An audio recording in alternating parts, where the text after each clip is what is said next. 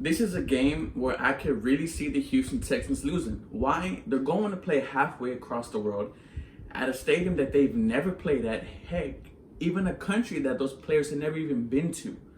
Whereas going against a team like the Jacksonville Jaguars who play in London every single year. But if the Houston Texans manage to win this game, then it means that there's something about this team that is special. Dream team, I came to ring. Beyonce, yeah, man. And I remember hot summer, hot winter. I couldn't fight, so the block made a hot spill.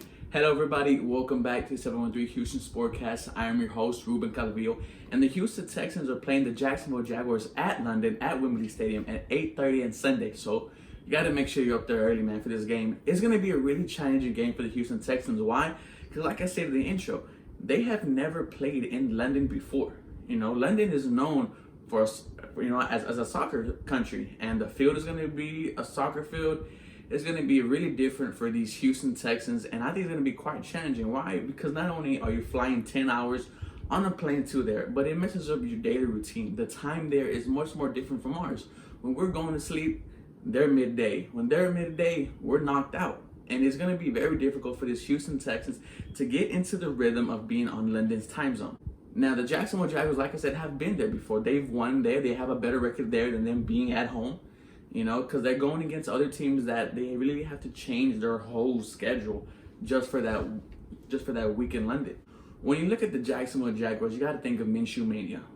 Gardner Minshew may be the rookie of the year, offensive rookie of the year. He's thrown 18 touchdowns, only 2 interceptions. That tells me he doesn't mess up. He has little mistakes whatsoever. He has very good wide receivers. He has DJ Chark. He has D.D. Westbrook. He has Chris Conley. These guys are averaging 80, 60, 40 yards a game. And going against this Texans secondary, they could very much, each of them have over 80 plus yards each, just how depleted this secondary is. Leonard Fournette is back to his form. He has 791 rushing yards on the season. He's having a bounce back year. I love what he's doing. He's running people over. He's using his deceptive speed. He's stiff arming people. Leonard Fournette is back. The offensive line for the Jaguars is very good, very decent. And Minshew does not get hit that often.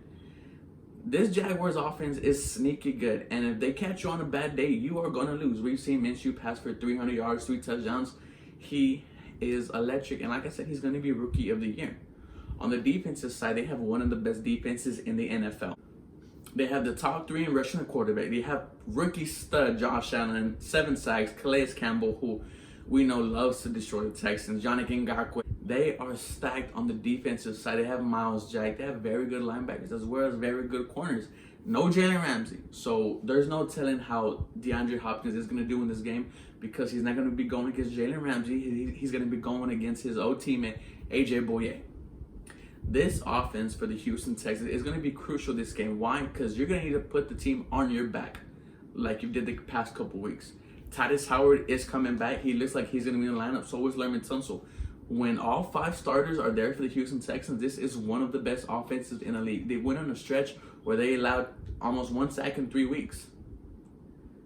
Getting back Titus Howard is huge. He's a rookie and he's graded as one of the best right tackles in the NFL. He helps out the run game. He helps out the passing game. Last week, Chris Clark was absolutely demolished on every single play. When we ran to the left as an offense, we averaged about 6.1 yards a carry. When we ran to the right side of the offensive line, we averaged 1. And that just shows how bad it was. Deshaun Watson was sacked 3 times because of the right side of the offensive line. Titus Howard coming back is very huge for the Houston Texans, and I could easily see them putting up 21 plus points. The defense is what worries me, and that's because you don't have Lonnie Johnson, you don't have Tashawn Gibson, you're going to have a banged-up Jonathan Joseph, no Bradley Roby, and you just lost J.J. Watt for the season. So this defense is going to have to step up. Players like Merciless, McKinney, newly acquired corner Conley, they are going to have to step up and lead this defense and just put the pieces together until the whole squad comes back. As the phrase goes, the Texans need to bend but don't break. So I don't care if you're giving up these yards, but just don't let them score. Get them in 3rd and long. Get them in, give them field goals. Do not let them reach the end zone. And that is something that's going to be huge for this defense. if Garner Minshew and the offense of the Jacksonville Jaguars gets going against this team, it's going to be hard to beat them. You know, the Jacksonville Jaguars, they have a lot of things going for them. For one, like I said, they're in London. Two, our secondary is depleted. The last 2 games the Houston Texans have played were against the Colts and against the Raiders. Both of those teams, before they played the Texans, were run-first teams. Running Marlon Mack with the Colts, running Josh Jacobs with the Las Vegas Raiders. Then they switched to throwing. Last week, Derek Carr has never thrown more than 300 yards and 3 touchdowns in a game this season, and he did it against the Houston Texans. The game against the Colts, Brissett threw 4 touchdowns against us. There's no doubt in my mind that the Jaguars are going to go from running Fournette down our throats to just airing it out to those good wide receivers that they have. So it's going to be a crucial game. You know, I could see the Texans winning this game, but I could definitely see them losing this game. I'm leaning more towards the Texans losing. Why? Because, you know, just the defense is really bad. And if the offensive line, if Titus Howard and Lerman Tunsil don't play, it's going to be hard for this offense to get going. But let me know what you guys think. Are the Texans going to win in London the first time they've ever been there? Or is it just going to be a Jacksonville Jaguar day? Feel free to like, comment, subscribe. Guys, thank you so much for watching. This has been great so far. We're growing to almost 71 subscribers. I'm going to be doing basketball talk pretty soon with one of my friends I just met. His name is Nathan. So be looking forward to that. As always, guys, let's go Texans. Let's go 6-3.